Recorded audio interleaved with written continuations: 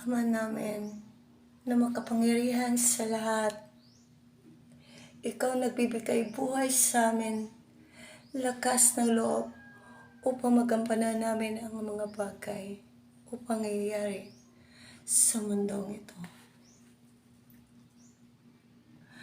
Maraming salamat at lubos-lubos naming papasalamat na iligtas mo kami sa lahat ng mga kapamakan sa mundong ito.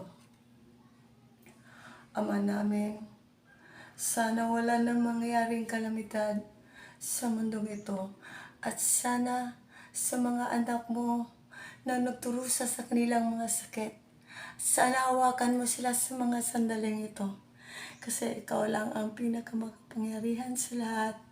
Thank you, Lord Jesus Christ. In Jesus' name, Amen.